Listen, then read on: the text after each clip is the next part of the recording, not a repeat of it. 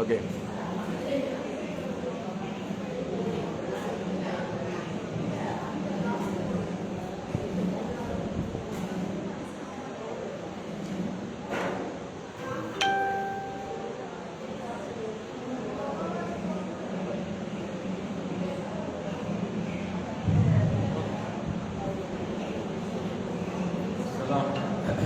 Assalamualaikum warahmatullahi wabarakatuh.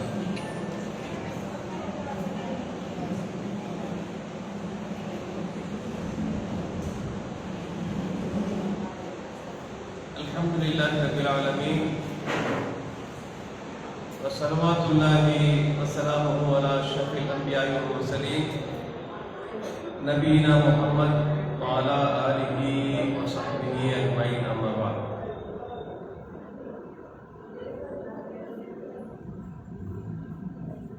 அன்பிற்குரித்தான சகோதரிகளே, அல்லாஹ்வுடைய கடற்படை கிருபையினால் கடந்த சில தினங்களாக சகோதரர்களுக்கென்றே ஏற்பாடு செய்யப்பட்ட நிகழ்ச்சி நடைபெற்றுக் கொண்டிருக்கிறது.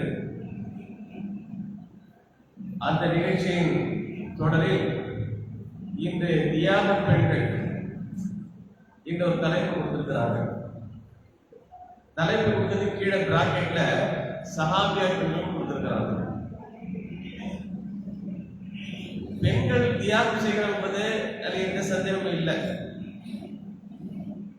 ஆண்கள் எல்லாம் தூக்கி கொண்டிருக்கும் போது பெண்கள் தங்களுடைய தூக்கத்தை தியாகம் பண்ணிட்டு தான் கொண்டிருக்கீங்க, அப்படித்தானே? அது மட்டுமல்ல, சஹர் நேரத்தில், நோன்பு திறக்கக்கூடிய நேரத்தில் பல்வேறு தியாகங்கள் பண்ணியிருப்பீங்க.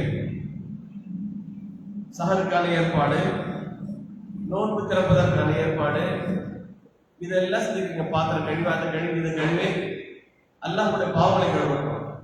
நீங்க பாத்திரம் நீங்க நோன்பாளிகளுக்கு நோன்பு திறப்பதற்கும் அவர்கள் சஹர் செய்து நோன்பு பிடிப்பதற்கும் சமைத்து அதற்கு பிறகு பாத்திரங்கள் எல்லாம் கழுவிப்பாரு.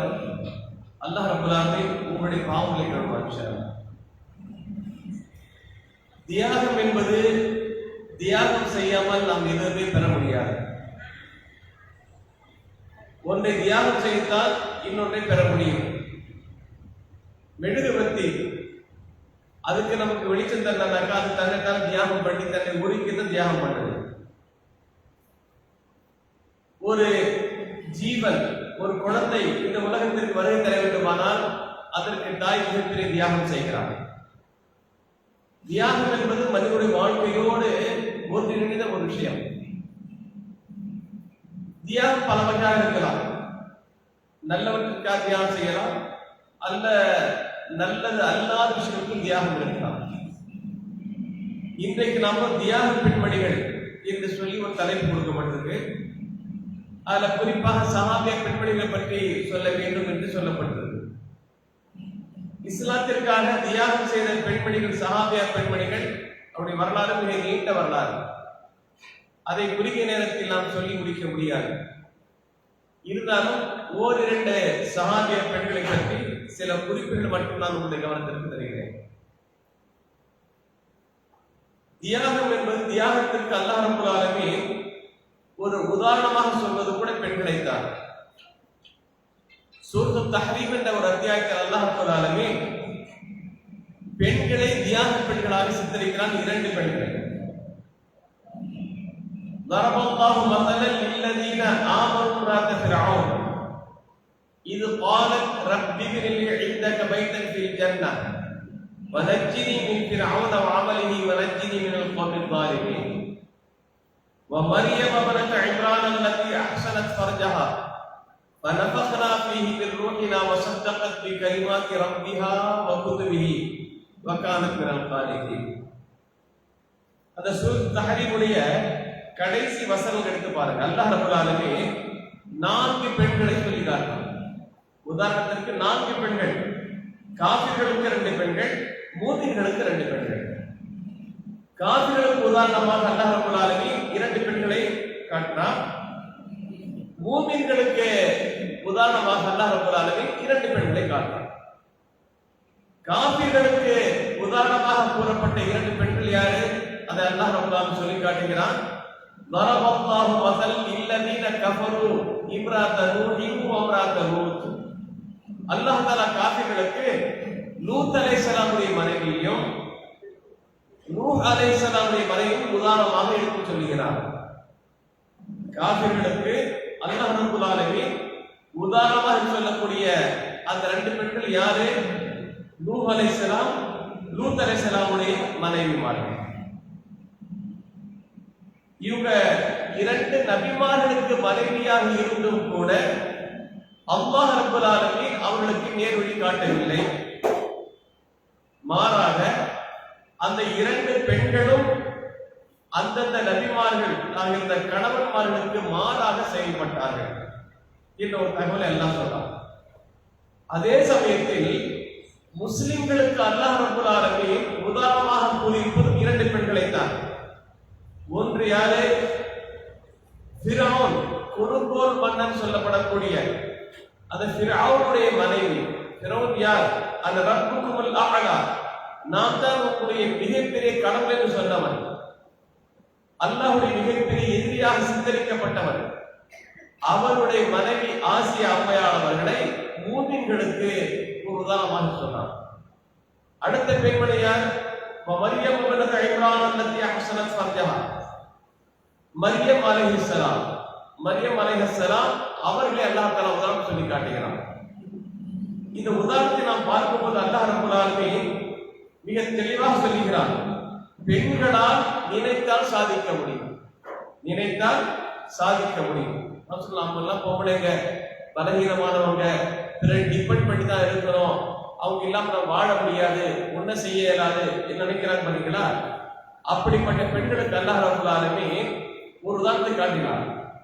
பெண் நினைத்தால் நல்லவற்றையும் சாதிக்கலாம், பெண் நினைத்தால் கெடுக்கவும் செய்யலாம். அதுதான் தமிழ்ல ஒரு பழமொழி சொல்லுவாங்க, ஆவதும் பெண்ணால அழிவதும் பெண்ணால. அப்போ ஆக்கப்பூர்வ பணிகளிலும் ஒரு பெண் செயல்படலாம், அழிவுபூர்வமான செயல்களும் ஒரு பெண்ணால் செய்து முடிக்க முடியும் என்பதற்கு இது ஒரு ஆதாரம்.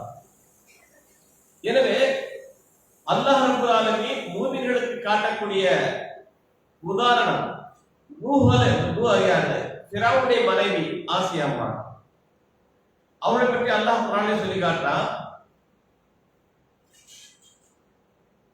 ضربallahu مثل للذين آمنوا امرأة ஃபிரௌன்.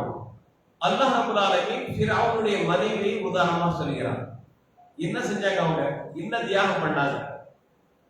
பட்டத்து இளவரசி, மிகப்பெரிய சொத்துக்களுக்கு சொந்தக்காரி, ராஜபோக வாழ்க்கை வாழ்ந்தவர்கள், மிகப்பெரிய அரண்மனை தன்னுடைய வாழ்நாளை கழித்தவர்கள். மூசா அலைஹிஸ்ஸலாம் அவர்கள் நபியாக அனுப்பப்பட்ட பிறகு அந்த மூசா நபி அவர்களை ஏற்றுக்கொண்டு மூமினாக தன்னை வெளிப்படுத்திக் கொண்டவர்கள். இன்னும் சொல்ல போனால் நபி மூசா அலைஹிஸ்ஸலாம் அவர்கள் குழந்தை பருவத்தில் இருக்கும் போது ஃபிரௌனுடைய மாளிகை தான் வளர்க்கப்படுறாங்க. இந்த சரித்திரம் தெரியுமில்ல? எங்க வளர்க்கப்படுறாங்க? அல்லாஹ்வுடைய எதிரி யாரோ அந்த எதிரியுடைய வீட்டிலேயே அல்லாஹ் ரப்பல் ஆலமீன் மூசா அலைஹிஸ்ஸலாம் அவர்கள் வளர வைக்கிறார். அந்த மூசா அலைஹிஸ்ஸலாம் அவர்கள் வளர்வதற்கு ஒரு மிக முக்கியமான காரணத்தில் ஒருவர் ஆசியா அம்மாளும் கூட. ஃபிரௌனுக்கு ஒரு சமயத்தில் சந்தேகம் வரும் பொழுது அந்த குழந்தை மூசா அலைஹிஸ்ஸலாம் அந்த குழந்தை கொலை செய்ய நாடும் பொழுது அந்த ஆசியா அம்மாள் சொல்லுகிறார்கள், லா தக்துலூஹு, அந்த குழந்தை கொன்று விடாதீர்கள், குர்ரத்து ஐனுன் லீ வர, எனக்கு உனக்கு கண்குடிச்சு அந்த குழந்தை இருக்கலாம், அல்லது இந்த குழந்தை நம்முடைய பிள்ளையாக தத்தெடுத்துக் கொள்ளலாம் என்று கூட அவங்க சில ஆலோசனை தர்றாங்க. ஃபிரௌன் என்பவன் மூசா அலைஹிஸ்ஸலாம் அவர்கள் குழந்தையாக அந்த பருவத்தில் ஒரு சில விஷயங்கள் காரணம் முன்வைத்து அந்த குழந்தையுடைய கதையை முடிக்க எண்ணும் போது ஆசியா அம்மாள் தடுத்து நிறுத்துறாங்க. அவங்களுக்கு ஆசியா அம்மாளுக்கு தெரியாத குழந்தை நபியாக வருவார் என்று தெரியாது, இருந்தாலும் அல்லாஹ் ரப்பல் ஆலமீன் ஏற்பாடு. அப்ப மூசா அலைஹிஸ்ஸலாம் அவர்கள் சில காலம் அந்த மிஸ்ர் நாட்டை விட்டு வெளியேறி சென்று மீண்டும் திருப்பி நபியாக வரும் பொழுது அந்த மூசா அலைஹிஸ்ஸலாம் அவர்கள் தன் வீட்டில் வளர்ந்து ஆளாகி நபியாக வந்த போது ஆசியா அம்மாள் அவர்கள் அவர்களை ஏற்றுக்கொள்கிறார்கள். ஃபிரௌன் என்ன செஞ்சான்? மூசா அலைஹிஸ்ஸலாம் அவர்களை ஏற்றுக்கொண்ட அத்தனை பேரும் சித்திரவதை செய்தான், கொன்று குவித்தான். மூசா அலைஹிஸ்ஸலாமுக்கு எதிராக சூரியக்காரர்களை கொண்டு வந்து நிறுத்தினான். அந்த சூரியக்காரர்கள் உண்மை அறிந்து அவர்களும் மூமின்களாக மாறிய போது அவருடைய மாறுகை வெட்டி அவர்களுக்கு தண்டனை வழங்கினார். இப்படி எல்லாம் மிகப்பெரிய கொடுங்கோலன். ஆனால் வீட்டிலேயே அவருடைய மனைவி ஆசியம்மாள் இஸ்லாத்தை ஏற்றுக்கொண்ட போது அவனையும் சும்மா விடுகிறார். கணவன் தன்னை நம்பி வந்த அந்த மனைவியை கூட அவன் விட்டு வைக்கவில்லை, கடுமையான சித்திரவதைக்கு ஆளாக்கிறான். அந்த நேரத்தில் தான் அந்த மனைவி அல்லாஹ்விடம் பிரார்த்தனை செய்கிறார். ரப்பி பினிலி இந்தக பைத்தன் ஃபில் ஜன்னah வனஜ்ஜினி மின் ஃபிரௌன வஅமலிஹி வனஜ்ஜினி மினல் கௌமில் ஸாலிமீன். யா அல்லாஹ்,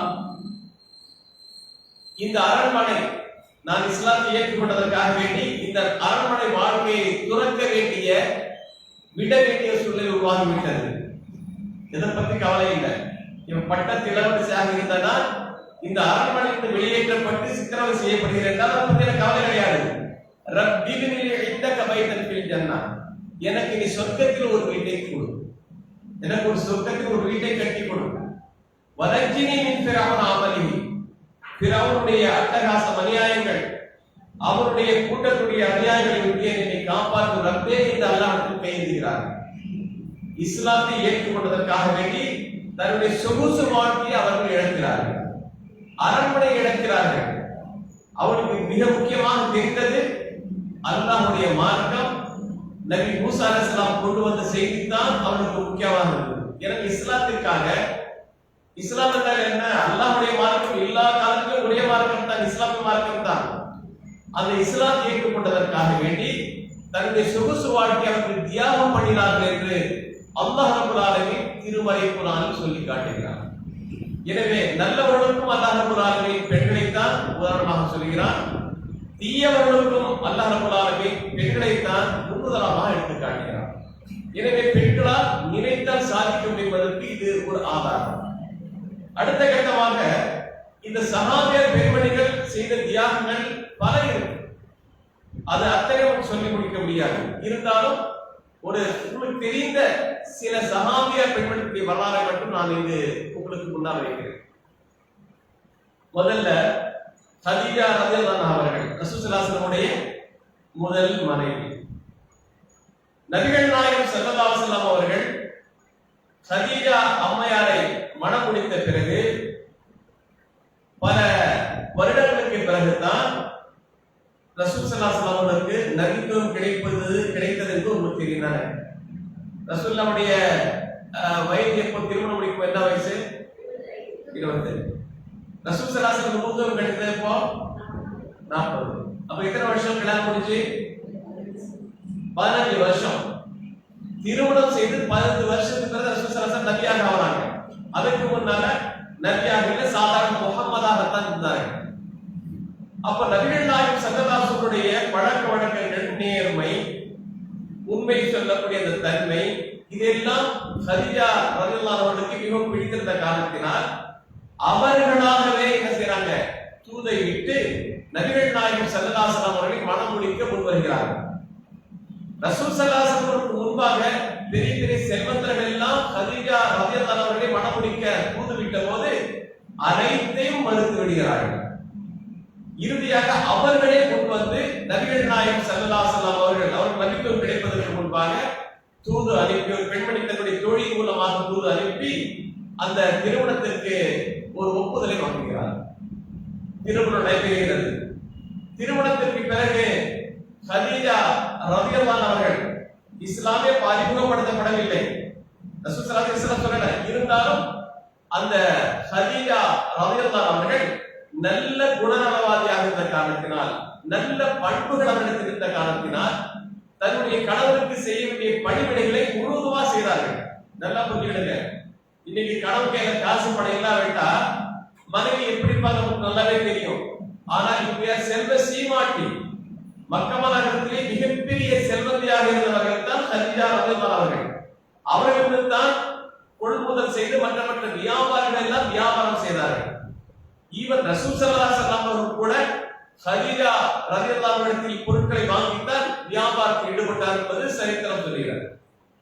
அப்படிப்பட்ட ஹதீஜா ரலியல்லாஹு அவர்கள் நபிகள் நாயகம் ஸல்லல்லாஹு அலைஹி வஸல்லம் அவர்களை மணம் முடித்த பொழுது அவர்களுக்கு தேவையான அத்தனை உதவிகள் செய்தார்கள். ஹிரா குகை தனிமையில் இருக்கும் போது அவர்களுக்கான உணவுகளை தயார் செய்து கொடுத்தார்கள். சில சமயங்களில் அந்த உணவுகளை எடுத்துக்கொண்டு அந்த கரண்டு முரடான அந்த மலை மீது ஏறி அந்த குகைக்குள் கொண்டு கொடுத்துட்டு வந்திருக்கிறார். சாதாரண மலை இல்ல. நீங்க ஹஜ் உம்ரா போகக்கூடிய வாய்ப்பு இருக்குமையானால் அந்த மலையை போய் பாருங்க. நபிகள் நாயகம் ஸல்லல்லாஹு அலைஹி வஸல்லம் அவர்கள் நபித்துவத்திற்கு முன்பாக அந்த ஹிரா குகையில் இருந்தார்கள் அல்லவா, அந்த குகையை பாருங்க. எவ்வளவு ஹைட்ல இருக்கு, எவ்வளவு கரடுமுரடான பாதை என்பதை பார்த்தீங்கன்னா எப்படி இந்த பெண்மணி அம்மையார் 40 வயசு 40 வயசு 42 43 வயசுல இருந்து மேல ஏறாங்க அந்த மலையில. எவ்வளவு பெரிய கஷ்டம் சிரமம். ஏறி தன்னுடைய கணவனுக்கு தேவையான உணவுகளை கொடுத்துட்டு வருவாங்க. அது மட்டுமல்ல, நபிகள் நாயகம் ஸல்லல்லாஹு அலைஹி வஸல்லம் அவர்கள் இஸ்லாத்தை மக்களுக்கு அறிமுகப்படுத்தி மக்கள் எல்லாம் இஸ்லாத்தை ஏற்றுக்கொள்ள முற்படும் பொழுது அவர்களுக்கு மிகப்பெரிய கடுமையான சோதனை ஏற்படுகிறது. அந்த சோதனையின் போது ஹதீஜா அம்மையார் அவர்கள் தன்னுடைய பொருளாதாரத்தை செலவு செய்கிறார்கள். தன்னுடைய பொருளை தியாகம் பண்றாங்க. பொருளை மட்டுமல்ல, தண்ணியை தியாகம் பண்றாங்க. எப்படி? முஸ்லிம்கள் எல்லாம் மக்கா நகரத்தில் ஒடுக்கப்பட்ட போது, சித்திரவதை செய்யப்பட்ட போது நபிகள் நாயகம் ஸல்லல்லாஹு அலைஹி வஸல்லம் அவர்களை கொலை செய்ய வேண்டும் என்ற ஒரு திட்டம் தீட்டிய போது அபூ தாலிப் அவர்கள் நபிகள் நாயகம் ஸல்லல்லாஹு அலைஹி வஸல்லம் அவர்கள் அபூ தாலிபை பராமரிப்பில் தான் இருந்தார்கள். நமக்கு முஸ்லிம் தெரியாதானே? முதல்ல அவங்க பராமரிச்சது யாரு? அவருடைய பாட்டாரா அப்துல் முத்தலிப். அப்துல் முத்தலிபுடைய மரணத்திற்கு பிறகு அவரை பராமரிச்சது யாரு? அபூ தாலிப். அந்த அபூ தாலிபுடைய பராமரிப்பில் நபிகள் நாயகம் ஸல்லல்லாஹு அலைஹி வஸல்லம் இருக்கும் பொழுது நபிகள் நாயகம் ஸல்லல்லாஹு அலைஹி வஸல்லம் அவர்களை கொலை செய்ய வேண்டும் என்று மக்களுக்காக திட்டம் தீட்டிய போது அந்த திட்டம் அபூ தாலிபுக்கு தெரிந்த உடனேயே அபூ தாலிப் அவர்கள் தனக்கு சாதகமான அத்தனை நபர்களையும் அழைத்துக் கொண்டு அபூ தாலிப் கணவாயில் ஒரு இடத்துல போய் என்ன செய்றாங்க? ஒதுக்கிறாங்க.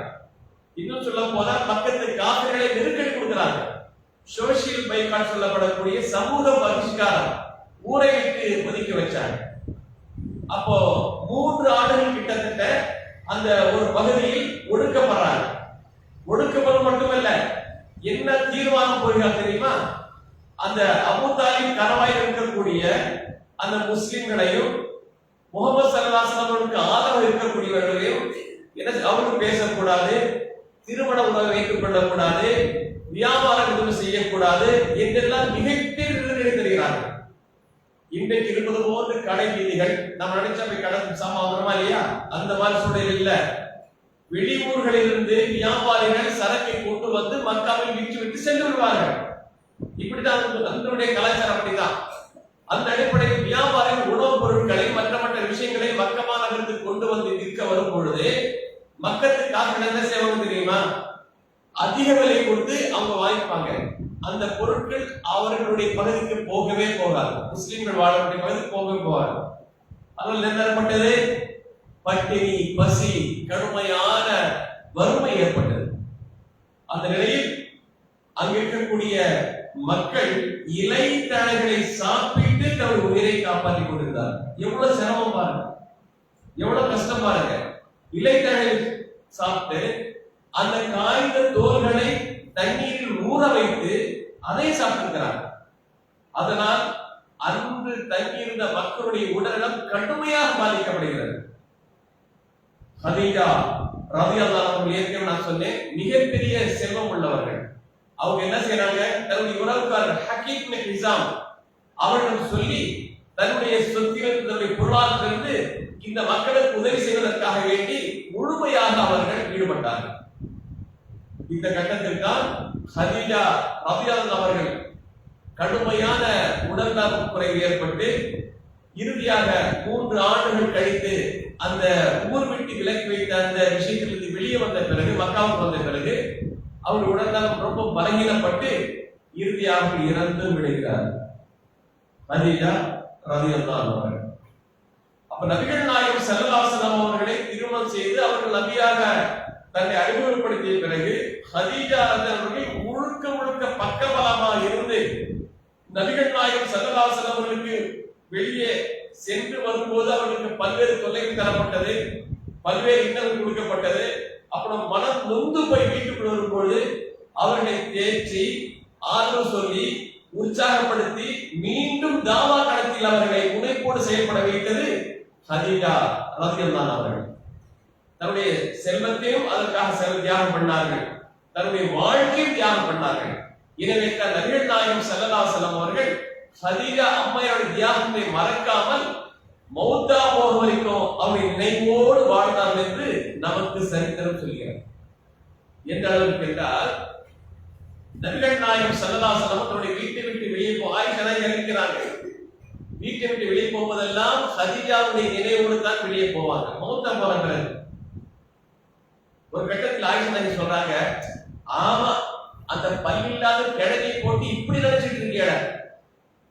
அது எனக்கு அப்ப என்ன வயசானவங்க தானே, பல்லில்லாத கிழவி, அந்த கிழவியை பத்தி நீங்க இந்த அளவுக்கு நினைவு வச்சுட்டே இருக்கீங்க, அவங்க நினைவோடு இருக்கீங்கன்னு போது ரசூல் ஸல்லல்லாஹு அலைஹி வஸல்லம் கோபம் கடுமையாக இருக்கு. நபிகள் நாயகம் ஸல்லல்லாஹு சொல்றாங்க, அவர்களை பற்றி உங்களுக்கு என்ன தெரியும்? மக்காவில் நாம் இஸ்லாம் எடுத்து வைக்கின்ற போது நீங்கள் எல்லாம் என்ன சொன்னீங்க, அதை ஏற்றுக்கொள்ளவில்லை. ஆனால் ஹதீஜா அம்மையார் நான் சொன்ன உடனே ஏற்றுட்டார், எந்த தயக்கமும் காட்டவில்லை. நூஹ் அலைஹிஸ்ஸலாம் மனைவி என்ன, நூஹ் அலைஹிஸ்ஸலாம் எதிராக இருந்தாங்களா இல்லையா, நரகவாசி போயிட்டாங்களா இல்லையா? லூத் அலைஹிஸ்ஸலாம் மனைவி யாரு, ஒரு நபியுடைய மனைவி தானே, அவங்க சப்போர்ட் பண்ணாங்களா? சப்போர்ட் பண்ணல. ஆனால் ஹதீஜா அம்மையார் ரசூல் ஸல்லல்லாஹு அலைஹி வஸல்லம் அவர்கள் தன்னை நபி என்று சொன்ன உடனேயே அதை உடனே ஏற்றுக்கொண்டார்கள், எந்த தயக்கமும் காட்டவில்லை. அது மட்டுமல்ல, அந்த ஹதீஜா அம்மையார் இஸ்லாத்திற்காக வேண்டி தனது அனைத்து பொருளாதாரத்தையும் தியாகம் செய்தார்கள். ரசூல் ஸல்லல்லாஹு அலைஹி வஸல்லம் சொல்லக்கூடிய விஷயம் ஆயிஷா கிட்ட எல்லா பொருளையும் அதற்காக அவர் தியாகம் பண்ணார்கள். மட்டுமல்ல, அல்லாஹ் ரப்பல் ஆலமீன் எனக்கு குழந்தை செல்வம் தந்ததே ஹதீஜா அம்மையார் மூலம் மட்டும் தான் இருக்கிறாங்க. உங்களை இந்த சிறை மனைமார்கள் இருந்தாங்க, ரசூல் அக்கன் மனைவர் இருந்தாங்க சொல்லுங்க. 11 கரெக்டா சொல்றாங்க, ஒத்தப்பட தானே. அதுல ரசூல் ஸல்லல்லாஹு அலைஹி வஸல்லம் அவர்களுக்கு பிள்ளைகள் பிறந்த எந்த மனைவி மூலமாக? எல்லாமே ஹதீஜா மூலமாக தான். மற்றபடி திரும்ப செய்த எந்த பெண்ணின் மூலமாகவும் அல்லாஹ் தஆலா அவங்களுக்கு குழந்தை பாக்கியத்தை தரல. அதை சொல்லி காட்டுறாங்க. அந்த ஹதீஜா பத்தி ஆயிஷா இப்படி சொல்றீங்களே, அந்த ஹதீஜா யார் தெரியுமா? எனக்கு முழு பக்காவலாம இருந்து எனக்கு முழு தியாகம் பண்ணவங்க. அவங்க பொருளாதார தியாகம் பண்ணாங்க, தன்னுடைய வாழ் தியாகம் பண்ணாங்க, எனக்காக அவர் செஞ்சாங்க, குழந்தைகளை பெற்றிருந்திருக்காங்க. இது இவ்வளவு விஷயம் நடந்திருக்கு, அந்த பெண்ணை நான் எப்படி மறக்க முடியும் என்று கோபப்பட்டு சொல்லும் பொழுது ஆயிஷா ரலியல்லாஹு அன்ஹா சொல்கிறார்கள், அதற்கு பிறகு நான் ஹதீஜா அம்மையாரை நினைக்கும் போது ஒரு வார்த்தை கூட வாய் திறந்து சொல்ல மாட்டேன், நான் தவிர்த்துக் கொண்டேன் என்றார். ரசூலுல்லாஹ் ஏன் இதெல்லாம் கோபப்பட்டாங்க, எந்த அளவுக்கு நினைவு வச்சாங்கன்னா, அந்த அளவுக்கு தியாகம் ஆரம்ப காலகட்டத்தில் இஸ்லாம் வாழ்வதா வீழ்வதா என்ற ஒரு நிலையில் இருக்கக்கூடிய சூழலில் ஹதீஜா அம்மையாருடைய தியாகம் மிகப்பெரிய தியாகம். எனவே தான் நபிகள் நாயகம் ஸல்லல்லாஹு அலைஹி வஸல்லம் அவர்கள் ஹதீஜாவுடைய நினைவோடு தன்னுடைய வாழ்நாட்களை கழித்துக் கொண்டிருந்தார்கள். அவர்கள் மூலமாக பிறந்த குழந்தை யாரு? ஃபாத்திமா ரலியல்லாஹு அன்ஹா. ரசூலுல்லாஹ் எத்தனை குழந்தை சொல்லுங்க? 7 குழந்தை. சொல்லுங்க யாருங்க?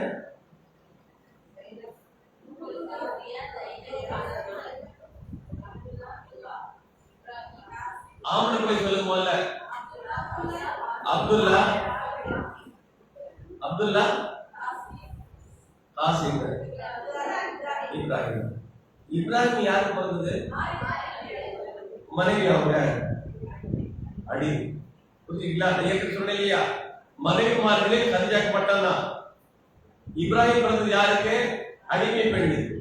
புரியுங்களா? மனைவி அடிமை பெண் மணி வாங்க மாட்டாங்க. அப்ப பொம்பளை பிள்ளைங்க யாரு? ஜெய்னப், ருபியா, உம்மு குல்சூம், ஃபாத்திமா தானே? பரவாயில்லை. அப்போ இந்த குழந்தைகள் எல்லாம் புரியும். ஃபாத்திமா தான் கடைசியில மௌத்தா போறாங்க. ரசூல் ஸல்லல்லாஹு அலைஹி வஸல்லம் மௌத்தா போன ஒரு 6 மாதத்துல அவங்க மௌத்தா போயிடுறாங்க ஃபாத்திமா ரலியல்லாஹு. அப்போ ஹதீஜா அம்மையார் மிகப்பெரிய தியாகம் பண்ணிருக்காங்க. இதுல என்ன தெரியுது? நம்முடைய குடும்பத்தில் இருக்கக்கூடிய ஆண்கள் இஸ்லாத்திற்காக உழைக்கும் பொழுது அவர்களுக்கு தேவையான அனைத்தையும் நாம் தியாகம் செய்தாக வேண்டும்.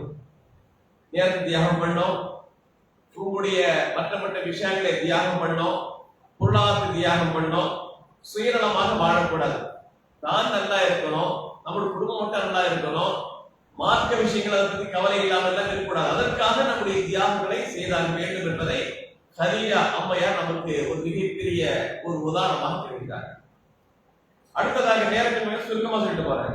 அடுத்ததாக அஸ்மா பின்த் அபீ பக்கர் கேள்விப்பட்டிருக்கீங்களா? ரசூல் ஸல்லல்லாஹு அலைஹி வஸல்லம் அவர்களுக்கு மிகவும் நெருக்கமான ஒரு நபி தோழர் யாரு? அபூபக்கர் சித்தீக் ரலியல்லாஹு அன்ஹு. இந்த அபூபக்கர் சித்தீக் அவர்களும் ஹதீஜா அவர்கள் தான். ரசூல் ஸல்லல்லாஹு அலைஹி வஸல்லம் இஸ்லாத்தை சொன்ன உடனேயே எந்த தயக்கமும் இல்லாமல் உடனடியாக ஏற்றுக்கொண்டவர்கள். ரசூல் ஸல்லல்லாஹு அலைஹி வஸல்லம் ஒவ்வொரு செயல்பாட்டையும் உண்மையாக்கியவர்கள். எனவே அபூபக்கர் சித்தீக் என்கிறோம். புரியுதுங்களா? இந்த அபூபக்கர் சித்தீக் அவர்கள் ஹிஜ்ரத் செய்யும் போது கூட ரசூல் ஸல்லல்லாஹு அலைஹி வஸல்லம் மக்காவிலிருந்து மதீனாவுக்கு செய்யும் போது கூட இருந்தது யாரு? அஸ்மா. இந்த அஸ்மா ஆயிஷா அவருடைய சகோதரி தானே? தெரியாதா?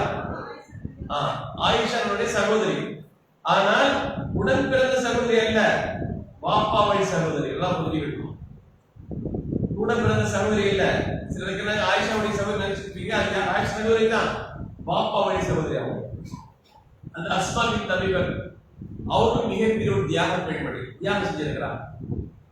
அஸ்மா பின்த் அபீ பக்கர் ரலியல்லாஹு அன்ஹு அவர் 3 தியாகம் சொல்லலாம். ஃபர்ஸ்ட் எடுத்துக்கிட்டே ஒன்று, நபிகள் நாயகம் ஸல்லல்லாஹு அலைஹி வஸல்லம் அவர்களோடு அபூபக்கர் அவர்களும் சேர்ந்து ஹிஜ்ரத் செய்வதற்கான வேலையில் இறங்கிய போது என்ன செய்யறாங்கன்னா, அஸ்மா ரலியல்லாஹு அவர்கள்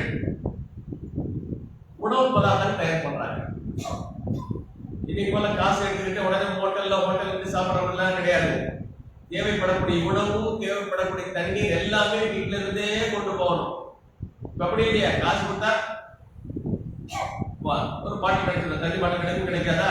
கிடைக்கும். ஈஸியான வாழ்க்கை. நம்ம ரொம்ப சொகுசா இருக்கலாம் புரிஞ்சுக்கிடுங்க. அன்றைய காலத்தில் வாழ்ந்தவங்க எவ்வளவு சிரமப்பட்டாங்க, அதே சமயத்தில் மார்க்கெட் எவ்வளவு தியாகம் பண்ணாங்க பாருங்க. கஷ்டத்துக்கு மட்டும் தியாகம் பண்ணிருக்கிறாங்க. நம்ம சொகுசா இருந்து தியாகம் பண்ணதுக்கு யோசனை பண்றோம். அப்ப அஸ்மா பின்த் அபீ பக்கர் ரலியல்லாஹு அவர்கள் தன்னுடைய தந்தை அபூபக்கர் அவர்களும் ரசூல் ஸல்லல்லாஹு அலைஹி வஸல்லம் அவர்களும் ஹிஜ்ரத் செய்ய முற்பட்ட போது அவங்க என்ன செய்யறாங்க? உணவு தயாரிக்கிறாங்க. உணவு, இன்னொரு பையில தண்ணீர். தண்ணீர் கேட்க பிளாஸ்டிக் டெக்னாலஜி இல்லாத காலம். அது நல்லா புரிஞ்சுக்கிடுங்க. பிளாஸ்டிக் டெக்னாலஜி இல்லாத காலம். நீங்க எல்லாம் ஒரு 20-30 வருஷம் முன்னாடி போனீங்கன்னாக்கா இந்த கீஸ் எல்லாம் கிடையாது. கீஸ் சொன்ன மாதிரி என்னது? பிளாஸ்டிக் பைக் இல்லையா? அந்த கீஸ் எல்லாம் கிடையாது. கடைக்கு போனா ஒரு துணி எடுத்துட்டு போனோம், டிஃபன் எல்லாம் எடுத்துட்டு தான் போகணும். ஈவன் எண்ணெய் வாங்குறதுக்கு கூட இங்க இருந்து ஒரு பாத்திரம் எடுத்துட்டு போகணும், பாத்திரம் எடுத்துட்டு போகணும், டீ வாங்க பாத்திரம் எடுத்துட்டு போகணும். அப்படி ஒரு காலம் இருந்துச்சு. இப்ப எல்லாத்துக்கும் ஒரு கீஸ் வந்து போச்சு. உனக்கு சால்னா வேணுமா? கீஸ்ல. டீ வேணுமா? கீஸ்ல. ஜூஸ் வேணுமா? கீஸ்ல. எல்லாம் கீஸ்ல. அதெல்லாம் போச்சு. அந்த மாதிரி டெக்னாலஜி எல்லாம் கிடையாது. அப்போ எல்லாத்துக்கும் பாத்திரம் தான் போட்டுருக்காங்க. அந்த பாத்திரமா மெட்டல் சொல்லக்கூடிய இந்த மாதிரி சில்வர், எவர் சில்வர், அது இது நிறைய பிளாஸ்டிக் போச்சா இல்லையா? அது ஒன்றும் கிடையாது. என்ன செய்ய தண்ணீர்ல வைப்பாங்க, பானைல மண்பானையில வைப்பாங்க. இல்லையே ஆட்டு தோல்ல என்ன செய்வாங்க? தண்ணீரை வச்சிருப்பாங்க. ஆட்டுத்தோலை பையாட்டம் செஞ்சு அதுல தண்ணீர் ஊற்றி வச்சிருப்பாங்க. இங்க ஹதீஸ்ல பார்த்தா ரசூல் ஸல்லல்லாஹு அலைஹி வஸல்லம் அவர்கள் அந்த தோல் பையில் இருந்த தண்ணீரை நின்று அருந்தினார்கள் செய்தி முகன் ஹதீஸ் வரும். அப்போ தோல் பையில தான் செய்யறாங்க. உணவுகளை போட்டு சாக்கடை பயன்படுத்தி இருக்கிறாங்க. ரெண்டுல ஒரு தண்ணீர், ஒரு இதுல உணவு வச்சாச்சு. கட்டுவதற்கு கயிறு கிடைக்கலாம். கட்டுவது கயிறு நமக்கு என்ன செய்ய? உடனே ஒரு கயிறு வாங்கிட்டு வா, ஒரு பிளாஸ்டிக் கயிறு வாங்கு, அல்ல இந்த கயிறு வாங்க இல்லையா? இந்த வசதியும் இல்லை. எந்த வசதியெல்லாம் வாழ்ந்துருக்கிறாங்க. அப்ப கட்டுவதற்கு கயிறு இல்லாத போது தன்னுடைய தந்தை அப்படி சொன்னாங்க, பாப்பா அத்தா இந்த மாதிரி கட்டுறதுக்கு கயிறு இல்லைங்கும் போது அப்போ என்ன சொன்னாங்க? பாப்பாங்க அபூபக்கர் சித்தீக் சொல்லுகிறார்கள், ஒன்னும் இல்ல மகள, என்ன செய், நீ கட்டிருக்க இல்லையா இடுப்பு துணி, அதுல 2 பீஸ் கிழிங்கிறாங்க. உடுத்தி ஆடையிலிருந்து நீங்க கிழிப்பீங்களா? நீங்க கிழிக்க மாட்டீங்கல்ல. நமக்கு ஆடைகள் நிறைய இருக்கு, அப்படித்தானே? நாம என்ன செய்யறோம்? கொஞ்சம் கலர் ஃபேட் ஆனாலும் உடனே மாத்துறோம். கலர் மங்கி போச்சு. நீங்க சொல்லுங்க, ஒட்டு போட்டு உடுத்தீங்களா? நீங்க கலர் மங்குனால உடுத்த மாட்டேங்கிறீங்க, ஒட்டு போட்ட உடுத்த போறீங்க. நடந்தது கிடையாது. அந்த காலத்தில் துணியும் பஞ்சம், உணவு பஞ்சம் மட்டுமல்ல, துணி கூட பஞ்சமா இருந்துச்சு. அந்த அடிப்படையில் சரி சஹாபி இறந்த போது கபர் இடுவதற்கு தலையை மறைச்சா கால் தெரிஞ்சு, காலை மறைச்சா தலை தெரிஞ்சு, கடைசியில் தலையை மறைக்க விட்டு காலில் புல்ல வச்சு அடைக்கிறாங்க. இந்த அளவுக்கு துணி தட்டுப்பாடு. அப்ப துணி தட்டுப்படக்கூடிய அந்த சூழலில் அபூபக்கர் ரலியல்லாஹு சொல்றாங்க, மகனே உன்னுடைய இடுப்பு துணியிலிருந்து 2 பீஸை கிழிச்சு அதை கட்டுங்கிறாங்க. உடனே செய்யறாங்க, பாப்பா சொன்ன உடனே கிழிச்சு என்ன செய்யறாங்க, ரசூல் ஸல்லல்லாஹு அலைஹி வஸல்லம் பார்த்து சொன்னாங்க, அப்தலில்லாஹு ஃபீ நிதாபிகி நிதாகைனி ஃபில் ஜன்னah. அல்லாஹ் உங்களுக்கு இந்த துணி கிழிச்சு நாடால் கிழிச்சு கொடுத்தாங்களா இல்லையா, ஒத்தியா, அதற்கு பிறகு அல்லாஹ் தஆலா ரப்பல் ஆலமீன் சொர்க்கத்துல 2 உடைகளை தந்தார். எந்த தயக்கம் காட்டல, உடனே கிழித்து கட்டி என்ன செய்றாங்க, அனுப்புறாங்க. இது மட்டுமா? ரசூல் ஸல்லல்லாஹு அலைஹி வஸல்லம் அவர்களும் அபூபக்கர் சித்திக் ரலியல்லாஹு அவர்களும் எதிருடைய பார்வையில் படாமல் ஒரு குகையில போய் தங்குறாங்க. ஹிஜ்ரத்துக்கு முன்னால ஹிஜ்ரத் செய்யும் போது மதீனாவுக்கு போறதுக்கு முன்னால ஒரு குகையில தங்குறாங்க. அந்த குகை பேர் தெரியுமா உங்களுக்கு? சவுர் குகை. அந்த குகையில போய் தங்குறாங்க. ஏன்? மக்கள் தேடிட்டு இருக்காங்க, எதுவுமே தேடுறாங்க, ரசூலையும் அபூபக்கரையும். இப்படியே தேடிட்டு வந்து அபூபக்கர் சித்தியோட வீட்டுக்கு வர்றாங்க. கதவு தட்டுறாங்க. அஸ்மா அவர்கள் வெளியே வர்றாங்க. கேட்கிறாங்க, அபூஜஹல் கேட்கிறான், உன் வாப்பா எங்கன்னு கேட்கிறான். தெரியும், அஸ்மாவுக்கு தெரியும், வாப்பாவும் முஹம்மது ஸல்லல்லாஹு அலைஹி வஸல்லம் எங்க தெரியும். கேட்கிறது யாரு? எதிரி. எதிரி கேட்கிறான், கொலை பண்றது கேட்கிறான். அப்ப இவங்க சொல்றாங்க, இல்ல எனக்கு தெரியாதுங்கிறாங்க. இந்த இடத்துல ஒரு சந்தேகம் வரும், அஸ்மா ரலி அவர்களே ஒரு சஹாபியை பற்றி பொய் சொல்லலாமா? தெரியும் தானே, பொய் சொல்லலாமா? ஒரு கேள்வி வருமா வராதா? இஸ்லாத்தில் பொய் சொல்றது கூடாதா? இல்லைன்னு சொல்லல. 3 நிலையில் மட்டும் பொய் சொல்லலாம். 3 நிலையில் மட்டும் பொய் சொல்லலாம். ஒன்று, போர்க்களத்தில் பொய் சொல்லலாம். புரியுதுங்களா? இரண்டாவதாக, சமரசத்தை ஏற்படுத்துவது. 2 பேர் சண்டை போட்டுக்கிட்டாங்க, அது 2 குடும்பம் சண்டை போட்டுக்கிச்சு, அந்த 2 குடும்பங்களை சமரசம் செய்வதற்காக பொய் சொல்லி என்ன செய்யலாம், ஒன்றுபடுத்தலாம். மூன்றாவதாக, மனைவி கிட்ட கணவன் பொய் சொல்லலாம். மனைவி கணவன் பொய் சொல்லலாம்.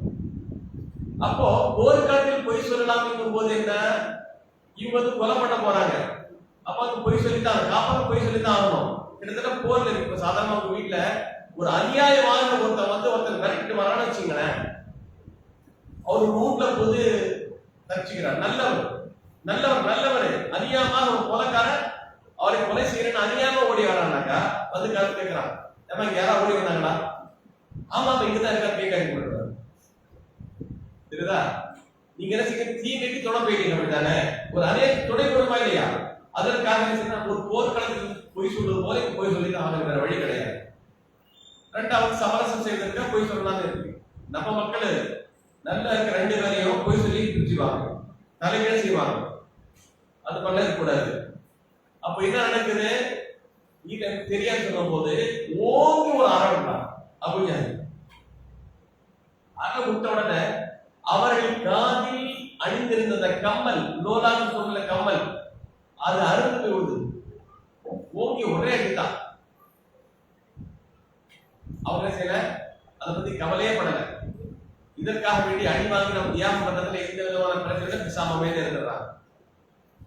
அதுக்கு அடுத்த கட்டமாக அவரை பத்தி நம்ம ஹைலைட் சொல்றதுன்னாக்கா, அஸ்மா பின்த் அபீ பக்கர் அவர்கள் இன்னும் பல சாதனைகளை செஞ்சிருக்கிறார், பல தியாகங்களை மேற்கொண்டிருக்கிறார். ஒன்று, நம்ம ஏற்கனவே சொல்றது போல அவங்க உணவுக்கான ஏற்பாடு செய்வது துணிய கிழிச்சு கட்டியிருக்கிறாங்க. அபூஜஹல் வந்து தேடும் போது இல்லைன்னு சொல்லியிருக்கிறாங்க. அது மட்டுமல்ல, பிற்காலத்தில் அவர்கள் திருமணம் முடித்து ஒரு மிகப்பெரிய தியாகம் செஞ்சிருக்கிறார். இந்த அஸ்மா பின்த் அபீ பக்கர் அவர்கள் கிட்டத்தட்ட 18 வயசுல அவங்களுக்கு திருமணம் நடைபெறுது.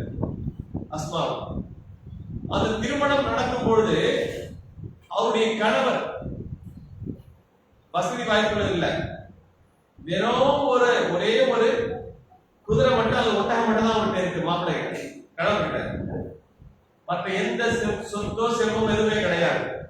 ஆனா அபூபக்கர் சித்திக் அவர்கள் ஒரு செல்வந்த பணக்காரர் தெரியுமா உங்களுக்கு? அவரும் ஹதீஜா ரலியல்லாஹு போலவே என்ன செய்யறாங்க, தன்னுடைய பொருளாதாரத்தை இஸ்லாமுக்கு தியாகம் பண்ணியிருக்கிறாங்க.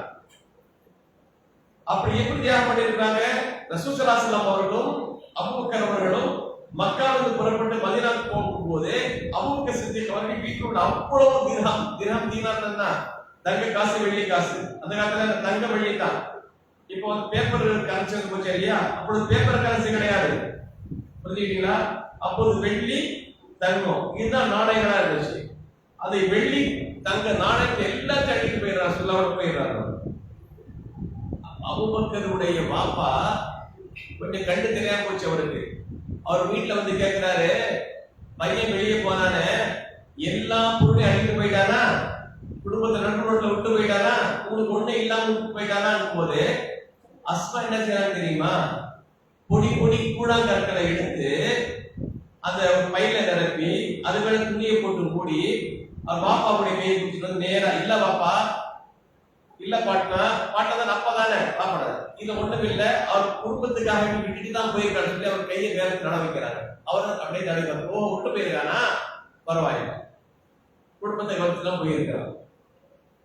இப்படி செய்யறாங்க. தன்னுடைய தந்தை எல்லா பொருளையும் எடுத்து செல்லும் போது கூட சமாளிக்கிறாங்க பாருங்க. அவங்க வாப்பாவுடைய வாப்பா யார் தந்தை, அபூபக்கருடைய தந்தையை சமாளிக்கிறாங்க. அவங்க இல்ல அவர் விட்டு போயிருக்கிறாரு ஒன்றும் அப்படி அந்த அளவுக்கு தன்னுடைய பற்றி 3 விஷயங்கள் முக்கியமான விஷயம் வாழ்க்கை. இவர்களுக்கு திருமணம் முடிந்த போது நான் சொன்ன ஏற்கனவே சொன்னேன் இல்லையா, அவருக்கு 18 வயசு, அவருடைய கணவருக்கு எந்த செல்வமும் கிடையாது, சொத்தம் கிடையாது, ஒரே ஒரு குதிரை மட்டும்தான். செல்வ செழிப்போடு வளர்ந்த அந்த பெண்மணி அஸ்மா அவர்கள் தன்னுடைய கணவர் ஏழ்மையில் இருந்த போதிலும் அவர்கள் தன்னுடைய வாழ்க்கையை தியாகம் பண்றாங்க. எப்படி குதிரைக்கான தேவை என்னவோ அதை செஞ்சாங்க. பேரித்தமிழர் கொட்டையா விதை அதை இடிச்சு பொடியாக்கி அந்த குதிரைக்கு உணவாக தயாரிக்கிறார். கிட்டத்தட்ட 3 மைலுக்கு அப்பால் போய் அந்த சில விஷயங்களை, குதிரைக்கு தேவைப்படக்கூடிய அந்த உணவுகளை தன்னுடைய தலையை சுமந்தெல்லாம் வருவாங்க. இவ்வளவு சிரமப்பட்டிருக்கிறாங்க. நல்ல செல்வ செழிப்போடு வாழ்ந்த அந்த பெண்மணி. இவர்கள் இருவரும் ஹிஜ்ரத் செஞ்சு கடைசியில மதீனாவுக்கு போயிடுறாங்க, கணவரோடு போயிடுறாங்க. போகும்போது என்ன நடக்குது, அந்த அஸ்மா வயது ஆக ஆக ஆக ஆக அவங்களுக்கு குழந்தைங்கிறது இல்லை. மதீனா போன பிறகு மக்காவிலிருந்து முஸ்லிம்கள் மதீனாவுக்கு போன பிறகு ஹிஜ்ரத் செஞ்சு போன எந்த குடும்பத்திலையும் பிள்ளைகள் பிறக்கவே இல்லை. யாருக்கும் குழந்தை பிறக்கல. மக்காவில் ஹிஜ்ரத் செஞ்சு மதீனாவுக்கு போனாங்க இல்லையா, அந்த முஹாஜிர்களுக்கு குழந்தையே இல்லை. எந்த குழந்தை பல வருடங்களாக்கி அந்த குழந்தை பிறக்கல. அப்போ அங்க இருக்கக்கூடிய யூதர்கள் என்ன சொல்றாங்கன்னு கேட்டீங்கன்னா, இந்த முஸ்லிம் சமுதாயத்திற்கு மக்காவிலிருந்து மதீனாவுக்கு வந்த இந்த முஸ்லிம்களுக்கு நாம் செய்கரை செய்தது விட்டோம், எனவே ஒரு குழந்தை பிறக்காதுன்னு ஒரு வதந்தியை பண்றாங்க. இது உங்களுக்கு குழந்தையே பிறக்காது, இவங்களுக்கு சந்ததியே உருவாகாதுங்கிற போல ஒரு விஷயத்தை மக்கள் மத்தியில் பரப்புறாங்க.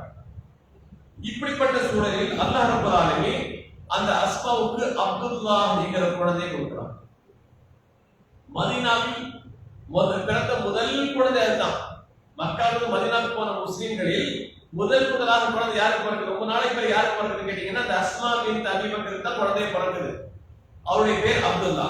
அஸ்மாவுக்கு 3 குழந்தைகள் இருந்தாங்க. ஒன்னு அப்துல்லா, இன்னும் யாரு உருவாவுடைய சகோதரர், இன்னொரு மகன். 3 ஆம்பளை பிள்ளைகள். 3 பேரும் சிறந்த அறிஞர்களா இருந்தாங்க. அப்ப அப்துல்லா பிறந்த உடனேயே மதீனாவுடைய முஸ்லிம்கள் தக்பீர் சொல்ல அல்லாஹ் அக்பர், சந்தோஷத்தில் அல்லாஹ் அக்பர், குழந்தை பிறந்துச்சு அல்லாஹ் அக்பர், ரொம்ப சந்தோஷப்பட்டாங்க அந்த மக்கள். அந்த அப்துல்லா இப்னு ஜுபைர் அவர்கள் ஆளாகி அவர் மிகப்பெரிய ஒரு ஆட்சி அதிகாரத்தினுடைய உச்சத்தில் இருந்த போது, அப்போ அப்துல்லா இப்னு ஜுபைர் அவர்கள் வளர்ந்து வரும்போது ரசூல் ஸல்லல்லாஹு மௌத்தா போயிறாங்க. அபூபக்கர் இல்ல, உமர் இல்ல, உஸ்மான் இல்ல, அலி எல்லாரும் இறந்துட்டாங்க. முஆவியாவுடைய ஆட்சி காலம். அப்போ யஸீத் இப்னு முஆவியாவுடைய ஆட்சி காலத்தில் இருந்த அந்த மன்னர் இறந்த போது அப்துல்லா இப்னு ஜுபைர் அவர்கள் மக்கா, மதீனா, ஹிஜாஸ் மாகாணம் அத்தனை தன்னுடைய கண்ட்ரோல்ல வச்சிருந்தாங்க. அவருடைய அதிகாரம் தான், அவருடைய ஆட்சி தான் நடந்து கொண்டிருந்தது. ஆனால் முஆவியாவுடைய ஆட்கள் என்ன செய்யறாங்க? அப்துல்லா இப்னு ஜுபைரோடு போராடி அந்த இடங்களை கைப்பற்றாங்க. ஏற்கனவே படிச்சிருக்கீங்களா இல்லையா? என்ன போர் நடந்துட்டு இருக்கா இல்லையா? யார் யாருக்கு? ரஷ்யாவுக்கும் உக்ரைன் நடந்துட்டா இருக்கு இல்லையா? இது போல இடங்களை கைப்பற்றாங்க. அப்போ கைப்பற்றும் போது அப்துல்லா இப்னு ஜுபைர் அவர்கள் மக்காவில் இருக்கிறாங்க. மக்கா முழுவதும் தன்னுடைய கட்டுப்பாட்டில் இருக்கு. எதிர் படையோடு சண்டையிடுறாங்க. அப்துல்லா இப்னு ஜுபைருடைய ஆட்கள் பலர் கொல்லப்படுறாங்க, ஷஹீதாக்கப்படுறாங்க. அந்த நேரத்தில் அந்த ஹஜ்ஜாஜ் இப்னு யூசுப் சொல்லக்கூடிய மிகப்பெரிய ஒரு கொடுங்கோல் தளபதி தான். அவர் மக்கா அப்படியே சுற்றி வளைத்து அப்துல்லா இப்னு ஜுபைர் அவர்கள் சமரசம் பேசுறாங்க. நீங்க விட்டு கொடுத்துருங்க, நீங்க அமைதியாயிடுங்க, நீ சென்று போராடு, நீ கொலை செய்யப்பட்டாலும் பத்தி கவலை இல்லை, சத்தியத்திற்காக ஹக்குக்காக நீ உயிரை துறந்திருக்கிறாய் என்று அந்த பெண் அஸ்மா பின்த் அபீ பக்கர் அவர்கள் தன்னுடைய மகனுக்கு ஆர்வம் ஊட்டுகிறார்கள், துடிச்சு தைரியத்தை கொடுக்கிறார்கள். யோசனை பாருங்க, இவ்வளவு தாய்மார் செய்வாங்களா? செய்ய மாட்டாங்க. குழந்தை பாதுகாப்பு ரொம்ப அக்கறையா இருப்பாங்க. எந்த பிரச்சனை குழந்தைக்கு வந்துவிட இருக்க வேண்டியதுதான். ஆனால் மார்க்கத்திற்காக, சத்தியத்திற்காக அந்த தாய் துணிந்து தன்னுடைய மகனை தியாகம் செய்வதற்கு துணிக்கிறாங்க. வயதான காலத்துல கொலை செய்யப்படுவதற்கு 2 நாட்கள் மீண்டும் போறார். அம்மா எல்லாம் சுத்தி வளைச்சிட்டாங்க, கண்டிப்பா இந்த போர் மூர்க்கத்தனமா நடைபெறும், அதில் நான் கொல்லப்படலாம் நினைக்கிறேன். நீங்க என்ன நினைக்கிறீங்க, என்ன சொல்றீங்க, உங்க அக்கறை சொல்லி கேட்கும் போது அந்த தாய் சொல்லுகிறார், இதுக்கு தயக்கம் என்ன? நீ சத்தியத்தை தானே இருக்கிற, ஹக்ல தானே இருக்கிற, அப்ப தயக்கம் காட்ட அவசியம் இல்லை, துணிந்து போராடுகிறார்கள். அப்ப அப்துல்லா இப்னு ஜுபைர் சொல்லுகிறார்கள், நான் போராடுவதில் எனக்கு எந்த பயம் கிடையாது, ஆனால் நான் இறந்த பிறகு என்னுடைய உறுப்புகளை அங்கே சேதப்படுத்துவார்கள். அதனால என்ன செய்வானாக்கா, வெளியே தீட்டு கொள்வதற்காக வேண்டி மூக்க இருக்கிறது, காதா இருக்கிறது, கை இருக்கிறது, இறந்த பிறகு அங்கே சேதம் சொல்லுவாங்க. முஸ்லான் அரபில் சொல்லுவாங்க அங்கே சேதப்படுத்துறது. அங்கே அங்கங்களை சேதப்படுத்துவாங்களே சொல்லும் போது அந்த அஸ்மா பின்த் அபீ பக்கர் கிட்டத்தட்ட 100 வயசு இருக்க தாய் சொல்லுகிறார், யா புனைய இன்ன ஷஅத லா ததல்லமு பிஸ்ஸல். அரபி மகனே, ஒரு ஆடு அறுக்கப்பட்ட பிறகு அதனுடைய தோலை உரிப்பதனால் ஆட்டுக்கு எந்த துன்பமும் ஏற்பட போவது கிடையாது. சரிதானே? உயிர் இருந்தால் தானே வலி தெரியும். உயிரே இல்லாத போது என்ன செய்ய வலி தெரியுமா? உணர்வு இல்லாம போயிடுமா இல்லையா? பெரிய பெரிய ஆபரேஷன் செய்யறான், உணர்வுல மட்டுப்படுத்த எல்லாம் கீழே வைக்கிறான், அதனால செய்யறான். உயிரை போயிட்டா சுத்தமா தெரியாது இல்லையா? அப்போ அந்த அஸ்மா பின்த் அபீ பக்கர் அவர்கள் தன்னுடைய மகனுக்கு சொல்றாங்க, யா புனைய இன்ன ஷாத லா ததல்லமு பிஸ்ஸல். மகனே, ஆடு அறுக்கப்பட்ட பிறகு தோல் உரித்தால் அந்த ஆட்டுக்கு எந்த விதமான கஷ்டமும் ஏற்படும் போது கிடையாது. துணிந்து போராடுகிறாங்க. அதே போல போராடுறாங்க, கொலை செய்யப்படுறாங்க. கொலை செய்யப்பட்டது அந்த ஹஜ்ஜாஜினுடைய அந்த மனிதன் எதிர் அணியில் இருக்கக்கூடியவன், அவர்களை தூக்கில தொங்க போடுறான். கொலை செய்த பிறகு தூக்கில தொங்க போட்ட பிறகு அஸ்மா பின்த் அபீ பக்கர் அவருடைய உம்மா இருக்கான்னு பாருங்க, கிட்டத்தட்ட 100 வயசு அடைஞ்சிட்டாங்க. 100 வயது, அதாவது வயசு தான் 100 வயசு, உடம்பு தான் பலகீனம், ஆனால் உள்ள உறுதியா இருந்துச்சு அந்த பெண்மணி. ஆள் அனுப்புறான், போய் அவங்களை கூப்பிட்டு வா, வந்து பார்க்க மகனுடைய நிலைமை, மகனுடைய கோலத்தை பார்க்க வந்திருக்கு. அவங்க சொல்றாங்க, நான் வரமாட்டேங்கிறாங்க. அஸ்மா வரமாட்டேங்கிறாங்க. ஒரு ஆட்சி அதிகாரி கூப்பிட்டு வர்றான், வர முடியாதுங்கிறாங்க. வீட்டு ஆள் அனுப்புறான், மரியாதையா வந்து சேரணும், இல்லையே தலைமுடியை பிடித்து இழுத்து கொண்டு வருவதற்கு ஆளை அனுப்புவேங்கிறான் ஹஜ்ஜாஜ். அப்ப அந்த அஸ்மா தம்பி சொல்றாங்க, எவ்வளவு தியாகம் பண்ணி பாருங்க. சொல்றாங்க, நான் ஒருபோதும் வர முடியாது, இந்த அச்சுறுத்தல் மிரட்டலுக்கெல்லாம் பணியக்கூடியவன் நான் அல்ல. முடிந்தால் என்னுடைய தலைமுடியை பிடித்து இட்டு செல்லக்கூடிய ஆளை அனுப்புகிறாங்க. பாக்குறேன், என்ன இந்த பெண்மணி இவ்வளவு உறுதியா இருக்கிறாங்க, இவ்வளவு உறுதி வாய்ந்த பெண்மணியாவ. கடைசியில ஹஜ்ஜாஜி வீட்டுக்கு வரான். அந்த படை தளபதியே ஹஜ்ஜாஜி வீட்டுக்கு வர்றான். வந்து சொல்றான், பாத்தியா உன் மகன் எல்லாம் என்னாச்சுன்னு, உன் மகனுடைய கதையை முடிச்சுட்டேனே சொல்லும் போது அந்த அஸ்மா சொல்றாங்க அந்த மன்னருக்கு, அந்த தளபதிக்கு, ஏப்பா நீ என்னுடைய மகனுடைய உலகத்தை கெடுத்துட்ட, உலக வாழ சீரழிச்சுட்ட, ஆனால் என் மகன் உன்னுடைய மறுமையை சீரழித்து விட்டான். சொல்லப்படல, என் மகனுடைய உலக வாழ்க்கையை என்ன வீணாக்கிட்டான், ஆனால் என் மகன் உன்னுடைய மறுமை வாழ்க்கையை வீணாக்கிட்டாரு. அதற்கு ஹதீஸ்ல அல்லாஹ் குர்ஆன்ல என்ன சொல்லிருக்கான், மன் கத்தல முஃமினன் முத்தஅம்மிதன் ஃபஜஸாஹு ஜஹன்னம். யார் ஒரு முஃமின் இன்னொரு முஃமினை வேண்டுமென்று கொலை செய்கிறானோ அவருக்கு தண்டனை என்ன? நிரந்தர நரகம். ஒரு முஸ்லிம் ஆயிட்டாங்க, முஸ்லிம் எல்லாம் ஒரு முஸ்லிம் இன்னொரு முஸ்லிம் கொலை செய்வதற்கு இஸ்லாம் ஒருபோதும் அனுமதிக்கவில்லை. மூன்றே மூன்று நிலைகள் மட்டும்தான் என்ன செய்யலாம், கொலை செய்யலாம். நல்லா புரியுங்க, ஒரு முஸ்லிம் இன்னொரு முஸ்லிமை கொலை செய்வதற்கு இஸ்லாம் ஒருபோதும் அனுமதி வழங்கவில்லை. ஒரு முஸ்லிம் இன்னொரு முஸ்லிமை கொலை செய்யறதுன்னா மூன்று காரணங்கள் இருக்கும். மூன்றில் ஏதாவது ஒரு காரணம் தான் கொலை செய்ய முடியும். ஒன்று என்ன? பழிக்கு பழி. ஒரு முஸ்லிமை கொலை பண்ணா அதுக்கு பண்ண செய்யலாம், கொலை பண்ணலாம், இஸ்லாம் அனுமதிக்கிறது. இரண்டாவது என்ன? திருமணம் ஆகி விபச்சாரம் செய்தால், ஆணோ பெண்ணோ யாராக இருந்தாலும் அவளை என்ன செய்யலாம், கல்லாருக்கு கொண்டான சட்டம் இருக்கா இல்லையா, ரஜ். மூன்றாவதாக என்ன? இஸ்லாத்தை ஏற்றுக்கொண்டு இஸ்லாமிய மார்க்கத்தில் வெளியேறி விட்டார், முர்த்ததாகி விட்டார், அவர் கொலை செய்யலாம். இந்த மூன்று காரணத்துக்காக மட்டும்தான் கொலை செய்யலாம் தவிர மற்ற எந்த காரணத்தை குறித்து ஒரு மூமின் இன்னொரு உயிரை பறிக்க முடியாது இஸ்லாம் சொல்கிறது. பந்தடிகள் சொல்றாங்க, அஸ்மா பின் தபி பக்கர், என்னுடைய மகனை நீ தவறுதலா கொலை செய்யல, வேண்டுமென கொலை செஞ்சிருக்கிற, இப்படி கொலை செய்வதன் மூலமாக என்னுடைய மகனுடைய உலக வாழ்க்கையை வீணடிச்சிட்ட, ஆனால் நீ என்ன செஞ்சிட்ட, உன்னுடைய மறுமை வாழ்க்கையை அழிச்சுக்கிட்ட, வீணாக்கிட்ட. அதற்கு பிறகு இவன் முடிச்சுட்டு போயிடறான். போன பிறகு இந்த தகவல், அப்துல்லா இப்னு சுபைர் அவர்கள் கொலை செய்யப்பட்ட தகவல் அந்த மன்னருக்கு தெரியுது. இந்த மாதிரி தளபதி ஹஜ்ஜாஜ் இருக்கக்கூடியவர் அப்துல்லா கொலை செய்து விட்டான், இப்படி எல்லாம் நடந்து கொண்டார் என்ற தகவல் அந்த மன்னருக்கு தெரிந்த பிறகு அந்த மன்னர் தளபதி அழைத்து கண்டிக்கிறார். நீ எப்படிப்பட்ட மன்னரை கொலை செய்தார்? ஒரு சாலிஹான, யார் அசமுடைய கணவன் பேர்னா ஜுபைர் இப்னு அவ்வாம். அந்த ஜுபைர் இப்னு அவ்வாம் சாலிஹான மனிதர். அந்த சாலிஹான மனிதனுடைய உள்ளே நீ கொலை பண்ணிட்டியே, அந்த தாயோடு இப்படியெல்லாம் நடந்துகிட்டே வன்மையாக கண்டிக்கிறார். போய் அங்க என்ன செய், அதற்கான மன்னிப்பு கேளு, அதுக்கு தேவைப்பட உதவி செய்ய என்று சொல்லும் போது மீண்டும் ஹஜ்ஜா அஸ்மாவுடைய வீட்டுக்கு வருகிறார். யா உம்மா என்கிறாரு, என் தாயே, தாயே உங்களுக்கு ஏதாவது இந்த மாதிரி ஒரு கட்டப்பட்டிருக்கு, உங்களுக்கு ஏதாவது உதவி வேணா சொல்லுங்க. அப்ப அந்த அஸ்மா சொல்றாங்க, யா உம்மான்னு சொல்லாது, என்ன உம்மான்னு கூப்பிடாத, நான் உனக்கு உம்மா இல்ல, தூக்கிலிடப்பட்ட அந்த பிள்ளைக்கு தான் நான் தாய், நான் உம்மாங்கிறேன். அவருடைய மகனை கொன்று அப்ப கூட அந்த பெண் அசையவில்லை, சத்தியத்துக்காக துணிந்து நின்றார்கள், தன்னுடைய மகனே அதற்காக தியாகம் செய்தார்கள். அப்படிப்பட்ட பெண் தான் அஸ்மா பின்த் அபீ பக்ர் ரலியல்லாஹு அன்ஹா. அவர்கள் தன்னுடைய 100 வயதில் இருக்கும் போது தன்னுடைய வாழ்க்கையை தியாகம் பண்ணியிருக்கிறாங்க.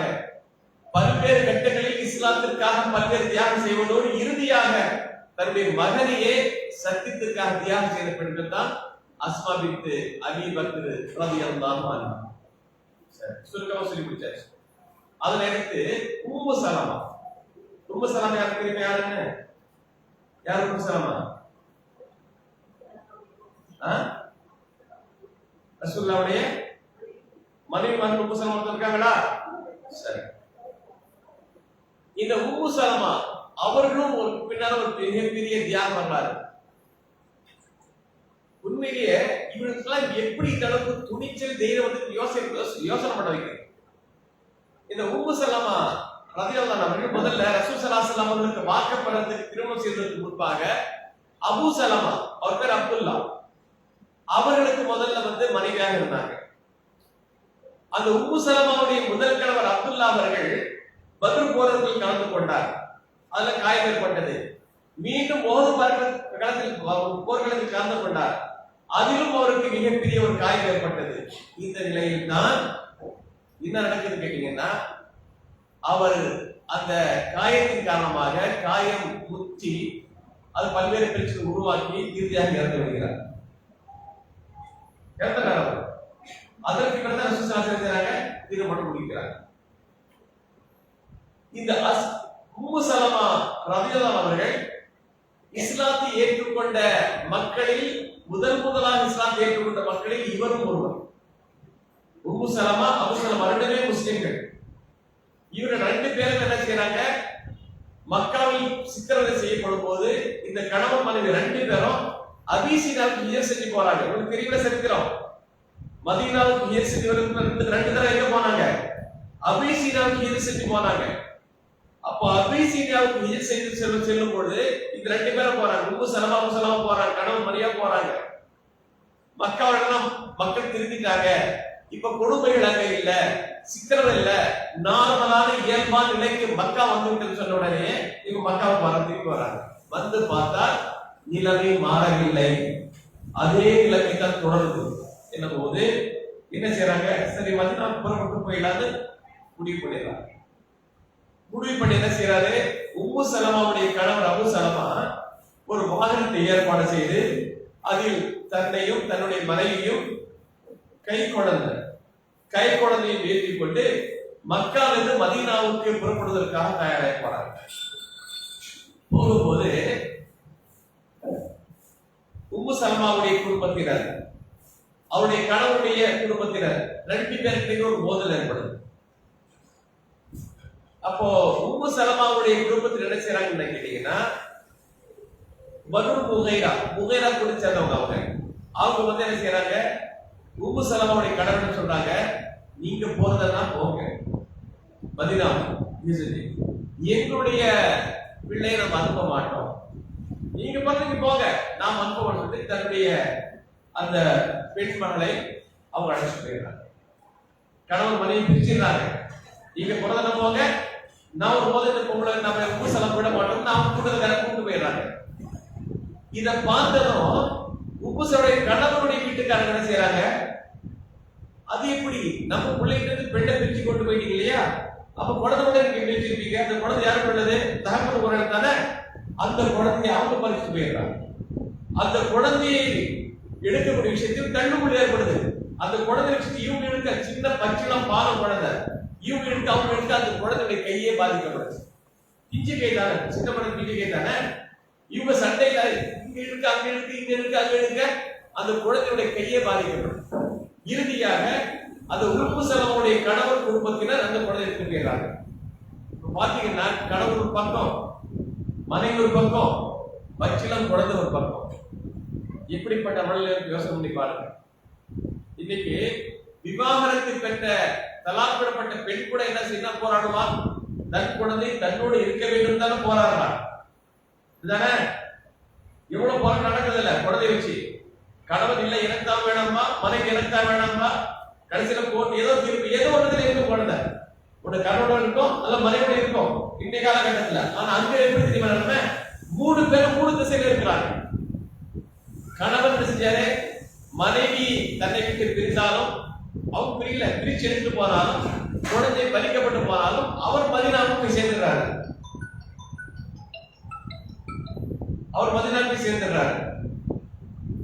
இங்கு மனைவி பிள்ளை அந்த உயரத்துல.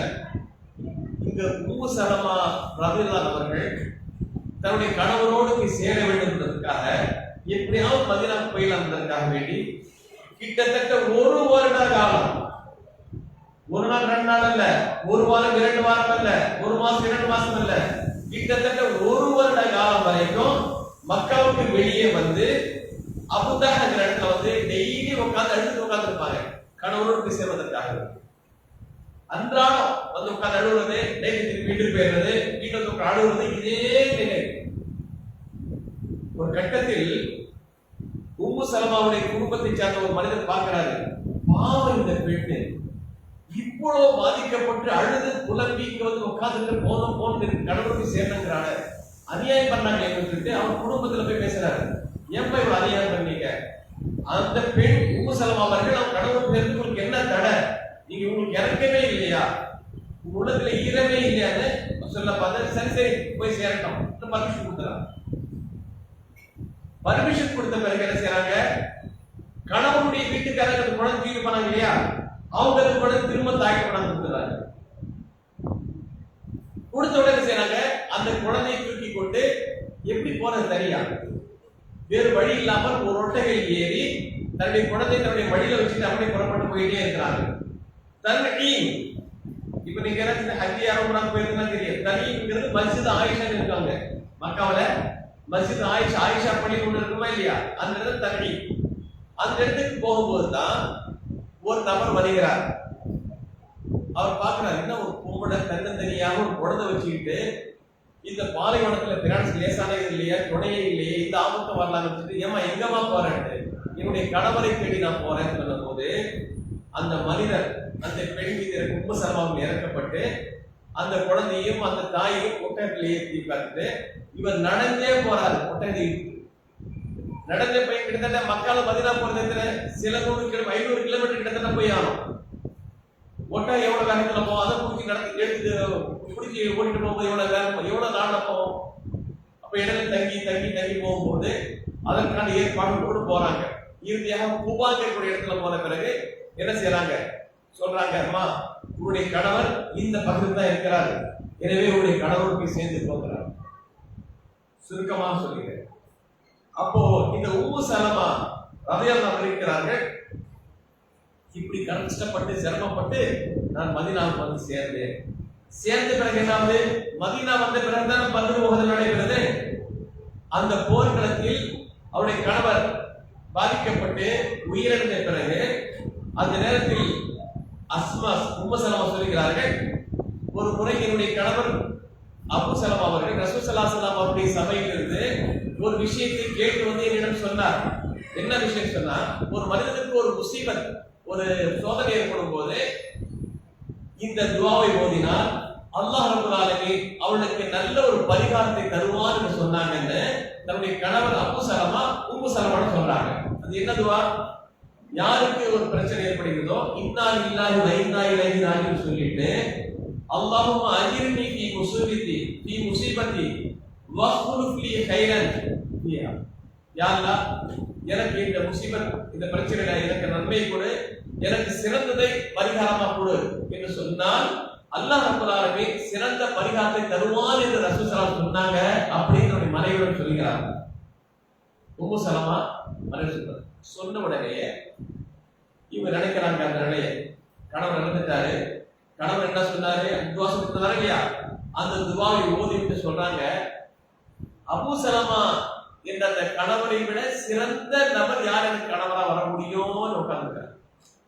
நல்ல கணவர் எனக்கு கிடைச்சாரு, அந்த கணவர் போயிட்டாரு, இந்த துவா ஓதுனா இதை விட சிறந்த கணவர் எங்க கிடைக்க போறாரு அப்படிங்கிற ஒரு எண்ணம் மனசு ஓடிட்டு இருந்துச்சு. இத்தாவுடைய பீரியட்ல, கணவர் இருந்து இத்தாவுடைய பீரியட்ல இருக்கும் பொழுது அவங்க என்ன செய்யறாங்க, இத்தா முடிஞ்சு அந்த இத்தாவுடைய பீரியட்ல அவங்க வீட்டு வேலை கவனிக்கக்கூடிய அந்த சூழலில் ரசூல் ஸல்லல்லாஹு அலைஹி வஸல்லம் வீட்டுக்கு வருகை தர்றாங்க. வந்து அந்த உம்மு சலமாவை திருமணம் முடித்துக் கொள்வதற்கான ஒரு விஷயத்தை சொல்றாங்க. இதற்கு முன்பாக அபூபக்கர் சித்திக் அவர்கள் உம்மு சலமாவை அவங்க விதவையான பிறகு, இத்தா முடிந்த பிறகு முதல்ல அபூபக்கர் சித்திக் அவர்கள் அந்த பெண்ணை திருமணம் முடித்து ஒரு வாழ்க்கை நினைக்கிறாங்க, சம்மதிக்கல. உமர் அவர்கள் முயற்சிக்கிறாங்க, அதற்கு சம்மதிக்கல. இறுதியாக நபிகள் நாயகம் ஸல்லல்லாஹு அலைஹி வஸல்லம் அவர்கள் கேட்கும் போது அவங்க சொல்றாங்க, நீங்க விருப்பப்படுறீங்க ஓகே, ஆனா நான் கொஞ்சம் ரோஷம் உள்ள பெண்ணாக இருக்கிறேன், நான் பெண்ணோட ரோஷம் அதிகம், அதற்கு பிள்ளைகள் 4 பிள்ளைகள் இருக்கிறாங்க, அதனால என்னுடைய உள்ளத்துல ரோஷம் வந்த காரணத்தினால் உங்களோடு சரியாக என்னால் ஒத்துழைக்க முடியாத ஒரு பயம் அச்சம் எனக்கு இருக்கு என்று சொன்னபோது நபிகள் நாயகம் ஸல்லல்லாஹு அலைஹி வஸல்லம் சொல்கிறார்கள், ஒன்றை கவலைப்படாதீங்க, அல்லாஹ் ரப்பல் ஆலமீன் உங்களுக்குள்ள அந்த ரோஷத்தை குறைத்து விடுவான், நீக்கி விடுவான். அடுத்த கட்டமாக உங்களுக்கு குழந்தைகள் என்னுடைய குழந்தைகளாக நான் பராமரிப்பேன், கவலைப்படுத்தி சொல்லும் போது அதற்கு பிறகுதான் ரசூலுல்லாஹி அவர்கள் அந்த பெண்ணை மணமுடித்து உம்மு சலமா என்கிற அந்த பெண்ணை மணமுடித்து கொடுக்கிறார்கள். இப்ப இந்த உம்மு சலமா எவ்வளவு பெரிய தியாகம் செஞ்சாங்க பாருங்க. இஸ்லாத்திற்காக ஹிஜ்ரத் செய்ய வேண்டும் என்று அல்லாஹ் சொல்லிட்டு தந்ததற்காக வேண்டி தன்னுடைய கணவனை விட்டு பிரிந்தாலும் பரவாயில்லை, தன்னுடைய பிள்ளை விட்டு பிரிந்தாலும் பரவாயில்லை, அதில் உறுதியாக நான் பாருங்க அந்த தியாகம் பண்ணாங்க பாருங்க. அந்த தியாகம் இப்போ நம்ம கற்பனை கூட செஞ்சு பார்க்க முடியாது. அப்படிப்பட்ட தியாகம் என்பதை நாம் தெளிவாக தெரிந்து கொள்ள வேண்டும். அன்பிற்குரிய சகோதரிகளே, தியாகம் பல வகையில் தியாகம் செய்யலாம். சரிதா? நம்மளால மார்க்கம் மேலுவதற்காக, மார்க்கம் வளர்க்கப்படுவதற்காக, மார்க்கம் மற்ற மக்கள் சென்றடைவதற்காக நம்மாலான என்னென்ன முயற்சிகளை தியாகம் செய்ய முடியுமோ அந்த தியாகத்துக்கு நம்மை ஆட்படுத்திக் கொண்டால் அல்லாஹ் ரப்பல் ஆலமீன் வேறொரு வகையில் நமக்கு பல உதவிகள் செய்ய காட்டுகிறார் என்பதுதான் இந்த வரலாறுடைய பின்னணி என்பதை புரிந்து கொண்டு மார்க்கத்திற்காக தியாகம் செய்யக்கூடிய நிலை உருவாகும் போது கண்டிப்பாக நாம் தியாகம் செய்வோம் என்ற மனோநிலையை நீங்கள் ஏற்படுத்திக் கொள்ள வேண்டும். அப்படிப்பட்ட நல்லது மனோநிலை அல்லாஹ் ரப்பல் ஆலமீன் நாம் அனைவருக்கும் வழங்க வேண்டும் கேட்டுக்கொண்டு இந்த நிகழ்ச்சியை இத்துடன் நிறைவு செய்கிறோம்.